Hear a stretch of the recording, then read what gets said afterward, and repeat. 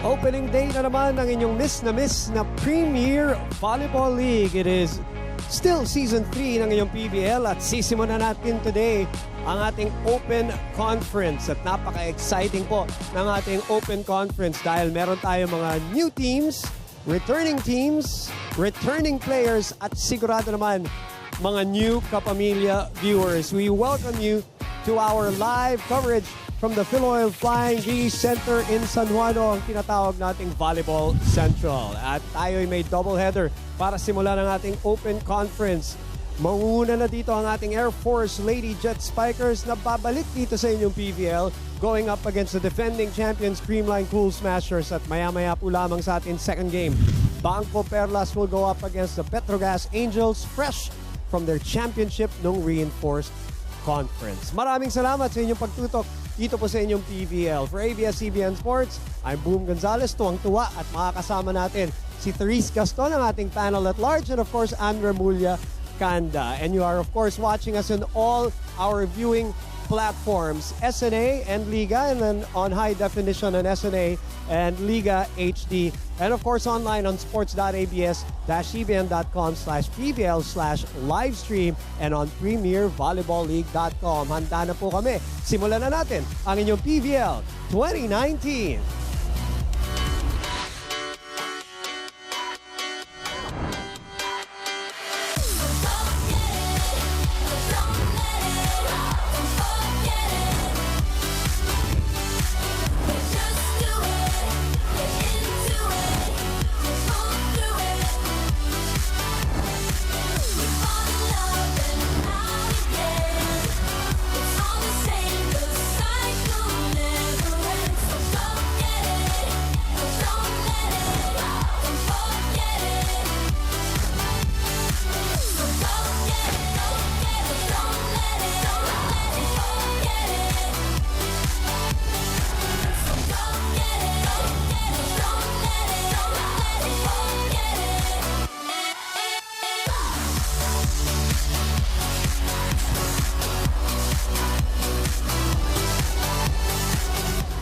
Welcome back mga kapamilya for another season of exciting volleyball action.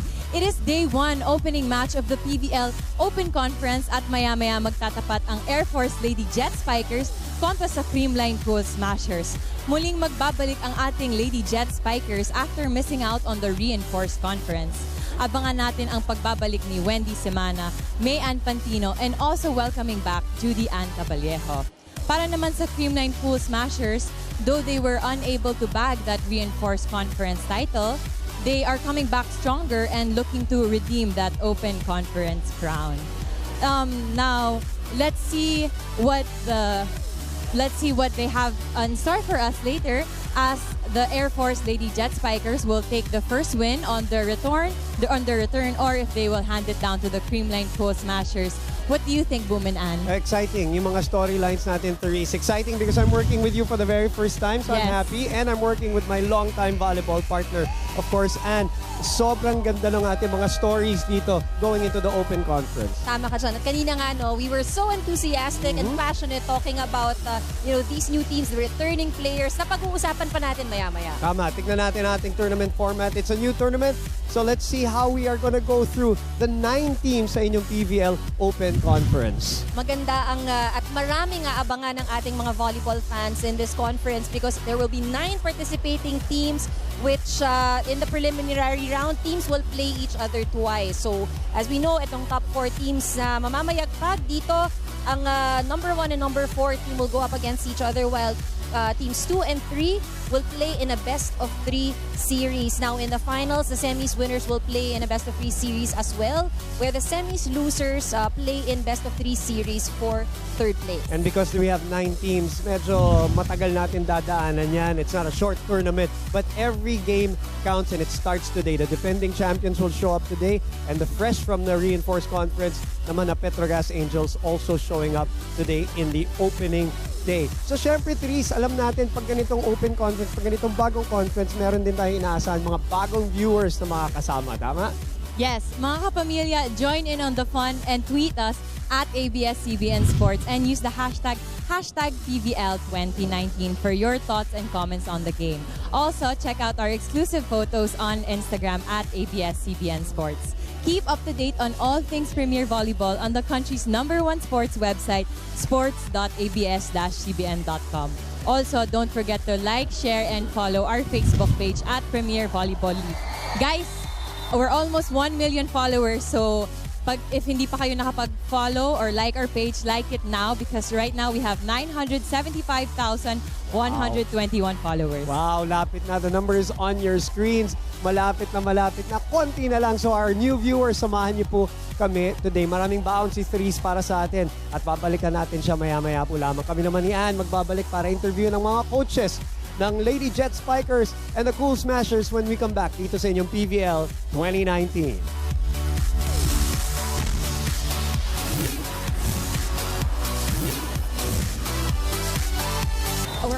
Ilang sandali na lang at official na magbubukas ang inyong PVL Open Conference.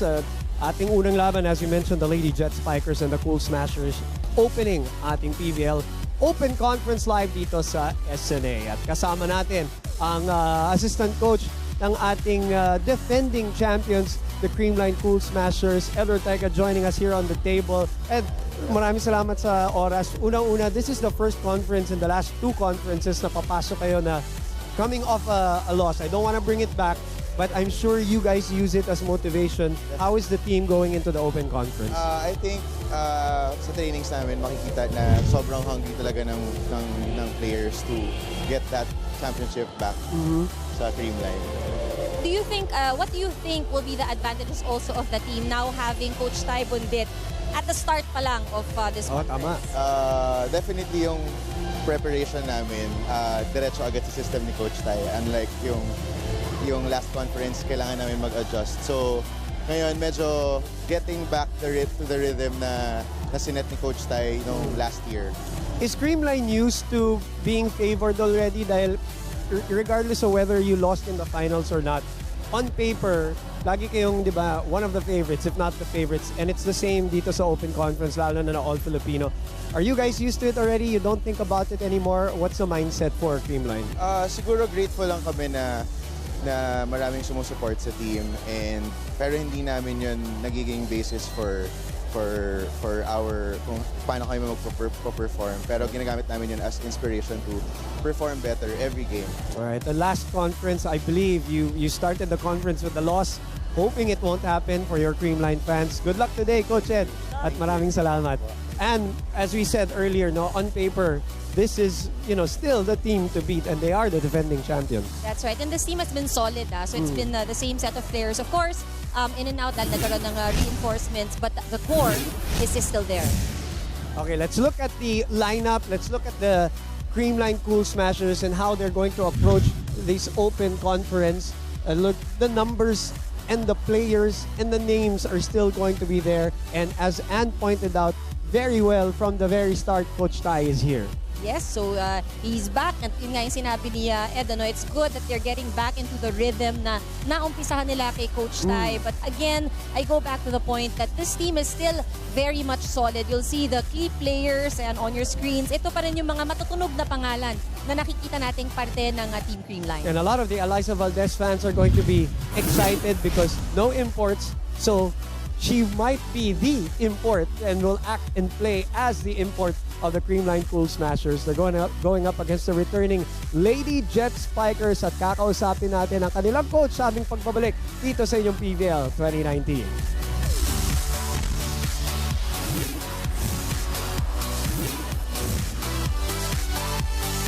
Nagbabalik po tayo dito sa loob ng Philoil Flying V Center at the Creamline Cool Smashers looking to defend their crown at sila po ang mag-o-open ng ating Open Conference kalaban ang Lady Jet Spikers ng Air Force na pinangungunahan ng ating guest ngayon dito sa table natin, si Coach Jasper Jimenez. Coach, miss na miss ka na namin. You're one of my favorite coaches to listen to during the timeouts. Your temperament, your voice. So we're happy that you're back. And what can we expect? Can you give us, kumbaga, an overview of the Air Force team, especially maraming bago? So may 4 kaming bago. Ito, very excited kami dahil nakabalik kami ulit sa liga. Dahil nung nakaraan, wala kaming import kaya hindi kami nakasali. Yes. So we're very excited na makabalik dito. Medyo mahaba-haba yung preparation namin dahil hindi nga kami nakasali last conference. So very competitive naman yung team ko sa ngayon. Coach, yung nakaraang season, no, you had a 7-7 record. Now, coming into the season, what are the things that we can expect from your team? So, lahat naman nag-expect ng finals pero sa ngayon, top 4 lang muna. Okay, wala kayo ng isang conference. Sabi mo nga, Coach, how does that affect yung conditioning? Although Air Force kayo, at dapat hindi ko tinatanong yan. Pero itanong ko na rin, conditioning going into the games. Conditioning, so galing din naman kami sa liga. May Akari Cup kami sinalihan. Correct. Pero sumali kami doon is talagang zero kami. Pero nakapag-adjust, nakuha rin naman namin yung inaasam-asam namin na nag-champion din kami doon. So, yun yung naging motivation namin. Plus ngayon, may darating pa kami mga liga, hindi lang ito eh. So, we have three leagues na parating. So, kailangan talaga very competitive ang team. At sana maganda simula nyo dito sa Sana Open maganda, Conference. no? Good luck, Coach. Good to see you again. Okay, thank Coach you. Jasper Jimenez. Thank you. Kasama natin, of course, dito sa Air Force Lady Jet Spikers. Let's look at the team and in terms of the composition and what do we expect from a fan standpoint knowing that these are the names that we're going to see because hindi na bago ito. Mga veterano na to, they've been there and done that. Tama ka dyan. And of course, mamaya, no, pag nakita natin sila on the floor, makikita natin tong familiar faces nila, Palomata, Pantino, Semana, Cases, Caballejo. So, these are very familiar faces also dito sa mundo ng volleyball. Alright, and makikita nyo yan, mapapanood nyo yan live. Of course, dito sa SNA and on Liga. And again, on our HD platforms, the Lady Jet Spikers will go up against the defending champions, the Creamline Cool Smashers. And you can watch us and of course this one and our second game not only on TV but online on sports.abs-cbn.com, Premier Volleyball League.com. Of course, we have got all the platforms ready for you. DJ Jimmy is also inside the Philoil Flying V Center to provide the entertainment inside the venue. Magbabalik po kami para sa ating unang game ng inyong PVL Open Conference 2019.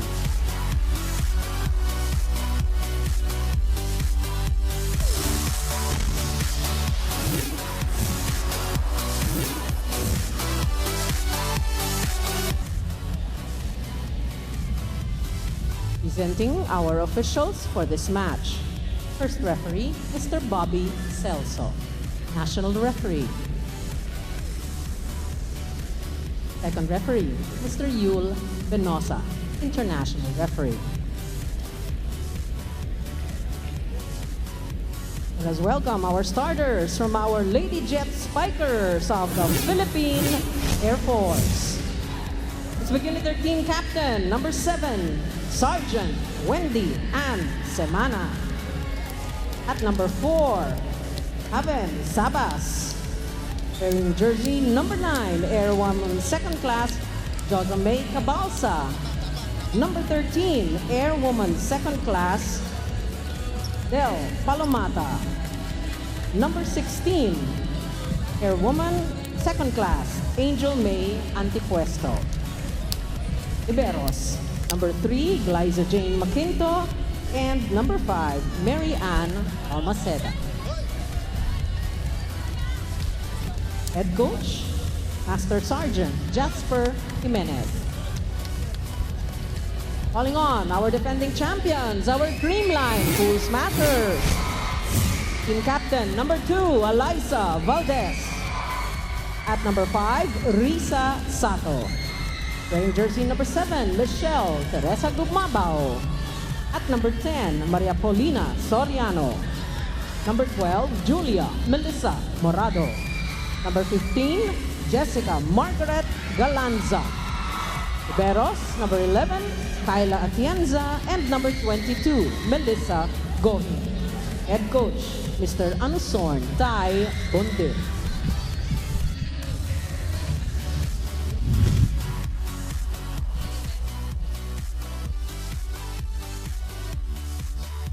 So it begins for the preliminary round of our Premier Volleyball League Open Conference. The Air Force Lady Jet Spikers nagbabalik dito sa inyong PVL.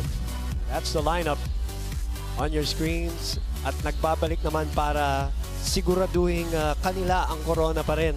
Ay itong Creamline Cool Smashers, ayaw nila maulit yung nangyari dun sa Reinforced Conference. But yet, with everything that happened and in that Reinforced Conference, like basically 3 changing or coaching changes, including of course si Ed Ortega na nag-coach din para sa kanila on the interim while waiting for Coach Tai. They still made it to the finals. They still racked up 13 straight wins before losing to Petrogas Angels.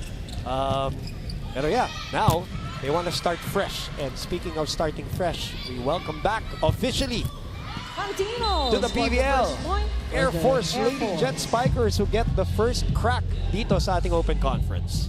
And that was courtesy of Pantino's outside hit. Legendary FEU, former FEU Spikers. Before we get going in this ating laban, as Eliza Valdez there is checked. So many exciting things, as we said. They're coming back. We've got we got 2 new teams also. And one of those new teams will feature another legend who's returning to volleyball action, who's very close to our hearts, I guess we can say. And you played with Ina Santos. Yep. Now, of course, Manila Santos Nang. And I covered her whole collegiate career also, which says something about me. Now you're here with me. So it's an exciting time because Ina Santos is, before a lot of the new players, who, especially the smaller players, she was the one.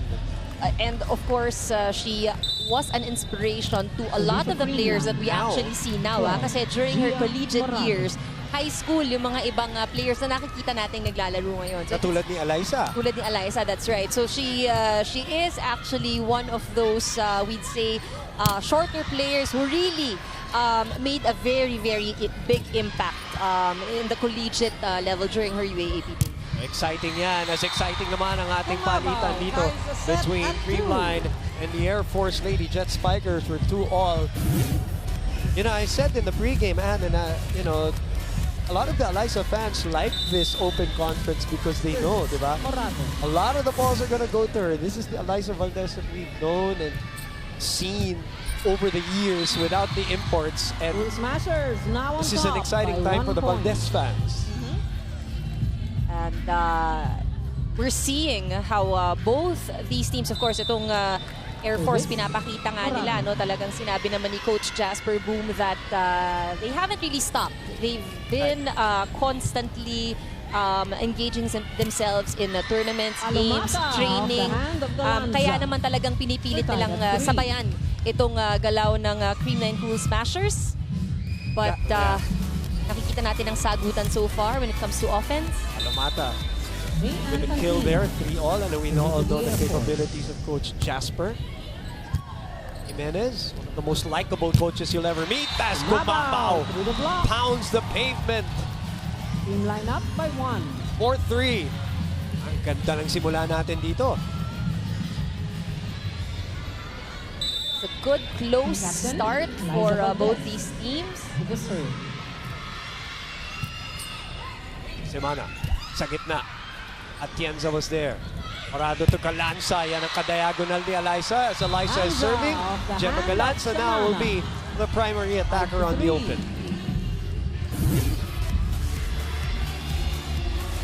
That was a great down the line attack. Tandun si Semana, but because of the force of that ball, it wasn't handled properly.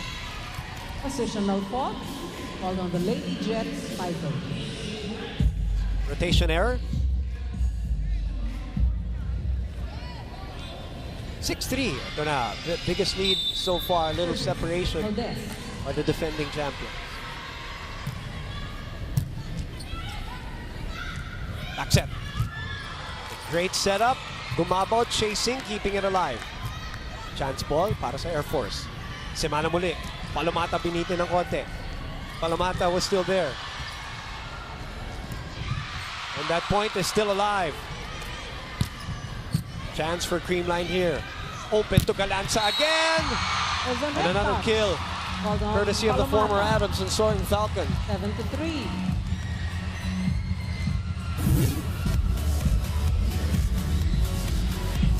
Ganda nung setup at huling-huli na yung block del Palomata. It was looking good.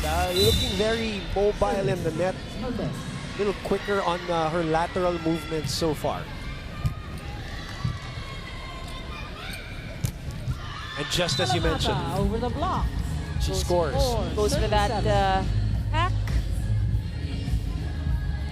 I think the thing with Air Force is they need to be able to match the pace of Creamline, at least in what we're seeing here in the first set. Bilis ng galaw. Sabas trying to go for the angle. Medyo mahirap na to begin with. So first technical timeout. Creamline ahead, 8-4. Creamline 4. Air Force.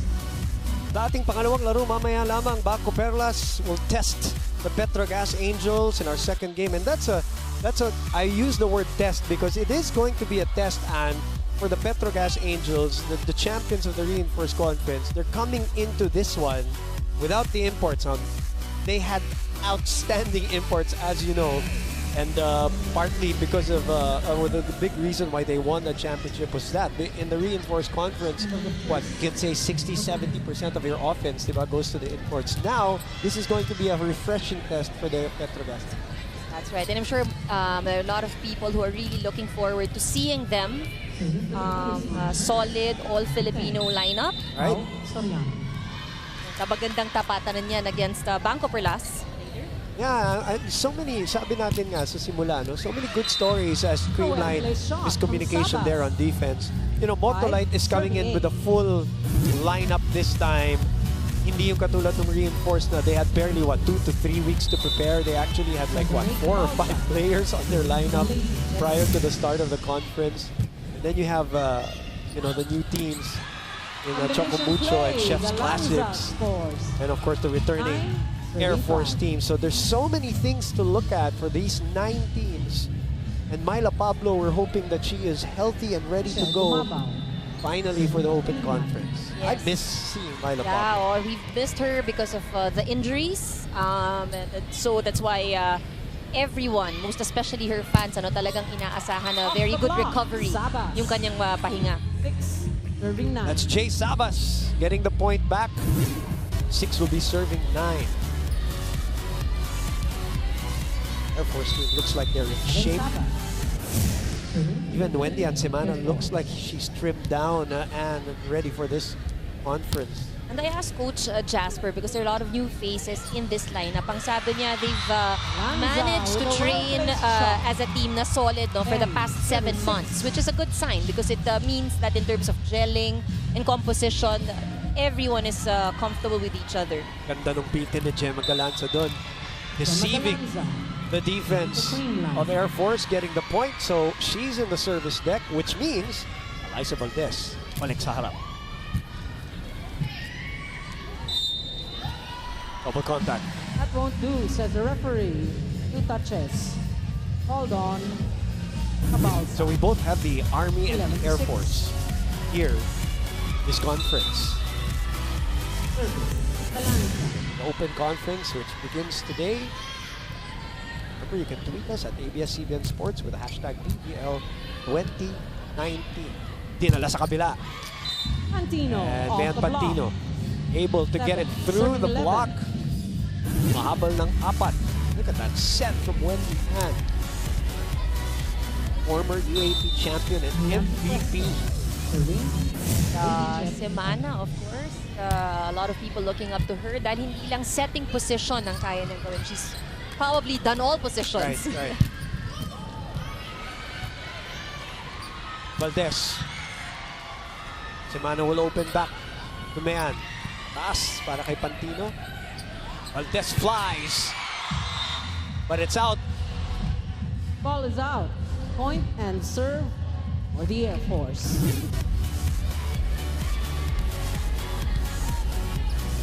Just wide for the Phenom.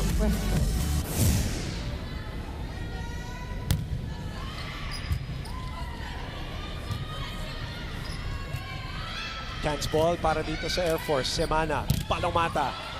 Pinalik ang bola On and there for the follow-up. able to score. 12-8. Very good energy radiating from the girls in pink. Air Force.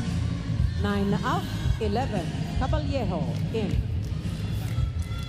Beauty Ann Capallejo is in the ball game for the very first time. A UST Risa standout, a former UST standout. Palomata in the middle.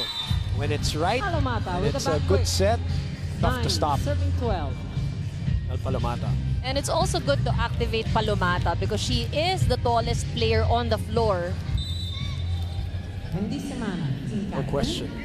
The serve. Open. Valdez, what an Valdez angle, on what the an angle. elevation 13, serving 9. by Alyssa Valdez as we check in back with our panel at large, Therese Gaston. Nakwento na sa akin ni Wentz na back to normal na despite na hindi sila nakapaglaro sa Reinforced Conference. All year long sila nag-training at nakapaglaro pa nga sila sa Akari Cup kung saan sila nag-champion. Yung championship na to ay malaking confidence builder for the team coming into this conference. She also shared with me her preparation which involved a no-rice diet para to get back into shape and at para makasabay sa mga batang players. Sinabi niya na mahirap, especially sa training, pero kinaya naman at sanayan lang din. Alam niya na mabigat makalaban ang mga Cool Smashers at hindi lang basta-basta sila bumibigay, pero napahandaan naman nila ito by focusing on service receive. Your thoughts, Boom and Ann? Well, sakto, Therese, dahil sabi nga namin, she looked like she has trimmed down for this open conference at ayun pala, ang kanyang no-rice diet pala ang sagot dyan at ang naging 11, sikreto dyan 13. that will never work for me and I Ann, know. by the way. I was gonna say, Boom, that will be so difficult if you were the one who tried that. At for you, huwag mo na Ako rin, ako rin, ako rin. Dahil pareho tayo dyan. But it takes a lot of sacrifice. I mean, discipline. yes, discipline and these players, it's not just all about the training. It's the proper nutrition that they also get, yung diet na kanilang kailangan. Apart from that, yung sleep. So, And you know, Air Force, discipline is embedded, di ba, sa kanilang mga sistema. Tayo, pag nakakita tayo ng kanin, disiplinado rin tayo na ubusin. sayang eh. Sayang. In the meantime, itong paghahabol ng ating Air Force ay tuloy-tuloy. Although Creamline was able to get that point as Coach Ty Bundit starting from the open conference. Captain, Eliza Of course, Valdez. coming in Serving for Creamline. late in the reinforced conference. Caballero trying to swipe it off a player. Let's see what Coach Jasper is looking Ball is for out. it. And yes, Oh, ibinigay dito sa check Philippine Hold on, the Cool Air Force. Point and serve for the Air Force. And what an angle. It was si Galanza, no? Del Caprizo. Palomar with the serve. Yan ang veteranong galaw ni Judy Ann Caballero. Gemma, off speed. Semana with a pickup. Caballero again sends it to the middle. Galanza also trying to go for a swipe. It is still legal. It's still alive. Galanza takes off Galanza and puts it away. down the line.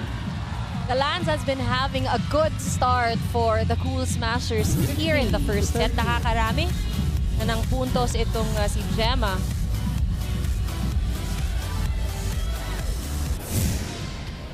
Pao Soriano.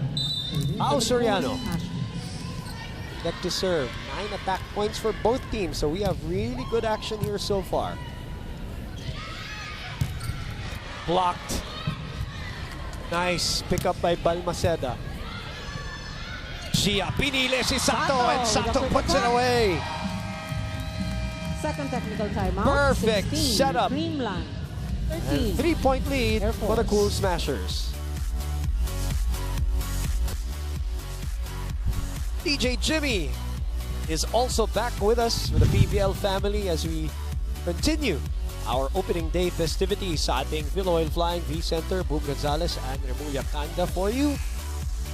I believe it is Pini Capistrano and Doc AJ Pareo will be working the second game later on. But first, Creamline versus Lady Jet Spikers of the Philippine Air Force so far, abante ng tatlo. What are you seeing in the opening sequences here in our first game muna? You know, for Creamline, I'm observing how earlier we mentioned how they would rely a lot on Eliza Valdez. But I think one good thing that we're seeing with how they play, the distribution of sets. Hindi siya ngayon tumitimbang sa isang tao lang. You see everyone really going for it. Meanwhile, for the Air Force, boom, they had a good start. But when Creamline started really rolling with the punches at yung bumibilis ang kanilang opensa, doon nag-struggle ng konti itong Air Force. Galing nung, as usual, I mean, lagi naman natin siya pinupuri, but Gia Morado really just, as you mentioned, showing some love to everybody, keeping everybody happy here in this game so far. What an angle there by Pantino. Napakahirap, napakaganda. Pero followed up by a service error by Julian.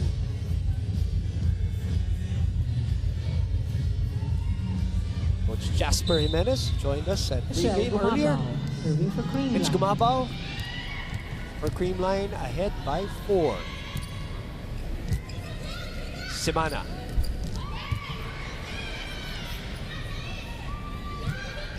Inulak ni Eliza. Sabas with a cross court.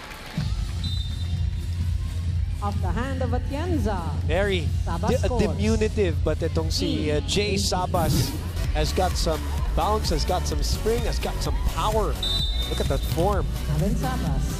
And you see the effort also, and it's really trying to avoid the blockers of Creamline. That is another service error. Their second straight para dito sa Lady Jet Spikers. Can't afford it as itong Cool Smashers among ng 4 and are 6 points away from knocking in the first set. Moving for the Cool Smashers.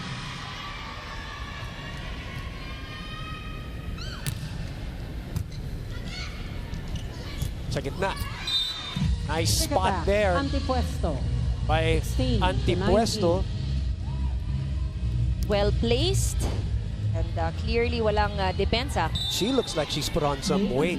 Not in a bad way, but in like a, you know, there's a little chunk and muscle right now for Angel May Antipuesto. Because she's very lean, Yeah, she was, talagang remember, slim, right? very slim frame. Back then, Double touch.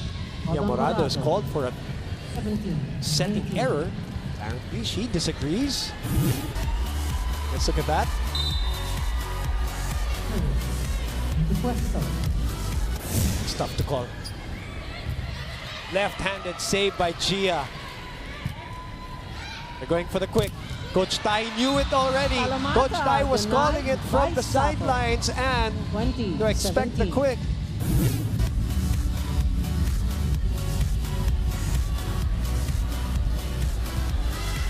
And that's why the blockers were ready. Risa Sara.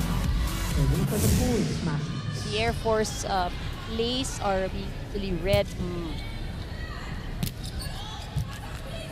Gia. Pau. That is out. Ball is Pau out. thought there was a 18, touch. 20. I originally thought there was, and pero no Non-called. touch. Oh, let's look at that again. Maybe this would be a better angle. It's too tough to call. Even in slow-mo. Wendian will serve now. Galanza struggles with the first ball. Valdez inihatid yung bola sa kabila. Open. Overset. Valdez recoils. Sabas receives. Or digs rather. Pantino bumalik sa kanyang bola. Palomata, pinalo. Balik kay Valdez sa gilid. And able to get through the double block to the delight of the Creamline fans.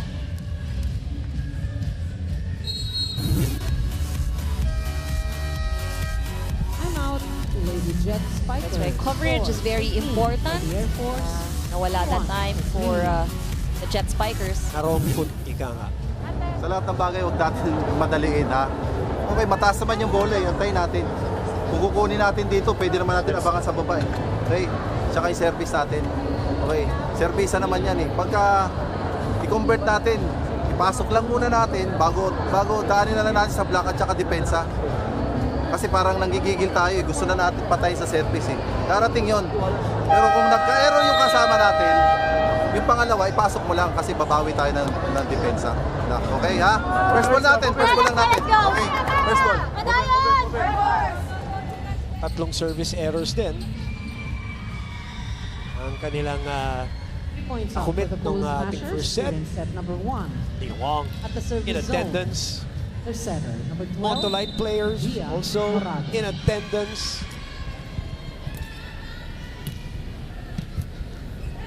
Excited to see the rest of the teams as some of the other teams Alamada are off scouting the hand of Gia. the 4 teams that will play 19-21. today.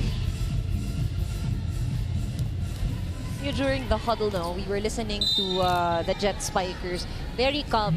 Si always. As always, si Coach Jasper. And yung effect nito sa team niya, no, they come back from that huddle, nakakakuha agad ng puntos. Yeah.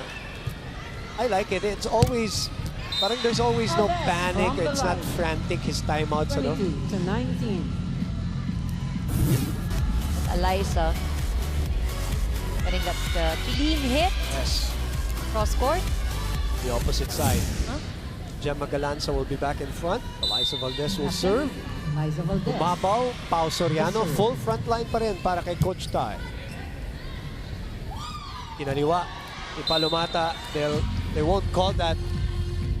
Ball is Eliza in. gets accidentally hit in the head by Atienza on the chase.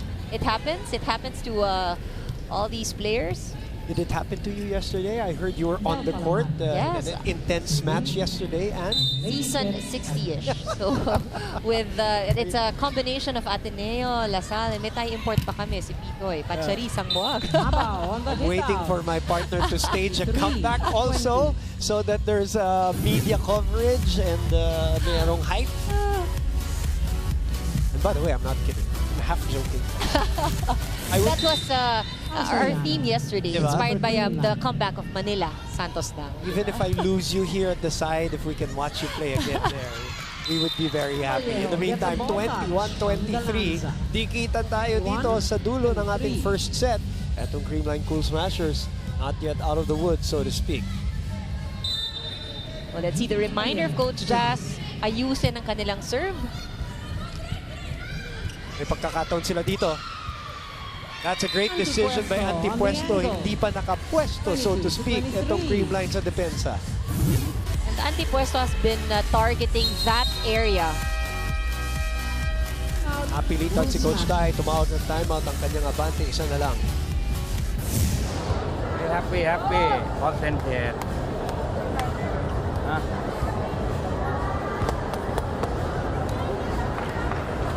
Get 1 point. Arm set, shoulder strong.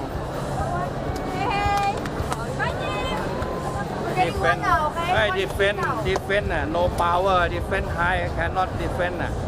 Huh? Game line. See, in that timeout, you see Eliza Valdez also holding on to her head. No, obviously bothered by probably that knee. I think that Just 1 hit point her from for Kyle Lady Jet Atienza. Spikers to tie this first set. ice that so that it doesn't swell. Because right now, from my angle, it looks like it's starting to swell a little bit.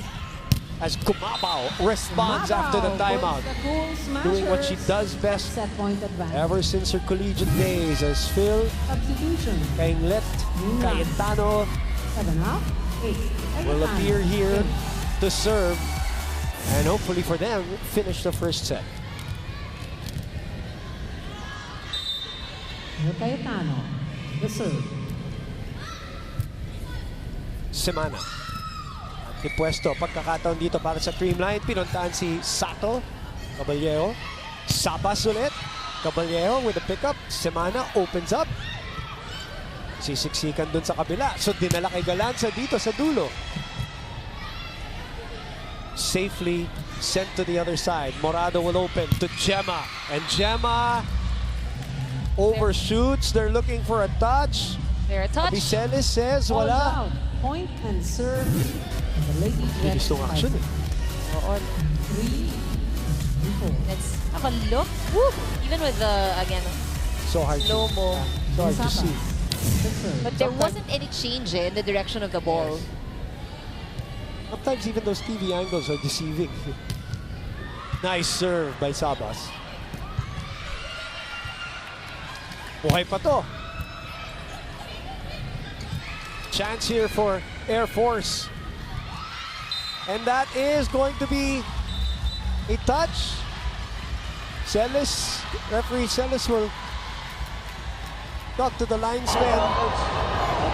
Wala ka nakita ang check? Sigurado ka? Hindi, inaano kita. Wala ka nakita ang check? They're going to award it to Creamline. Coach Jasper is not in agreement. And Creamline will get the set point. Wendy Ansemana, the captain, was... Wala siya nakita. Well, they almost tied to 24, Yes, but extension. unfortunately, hindi, walang touch. Naniniguro si referee Celis. First set pa lang, may konting drama na dito sa ating unang laro sa inyong Open Conference ng PVL 2019.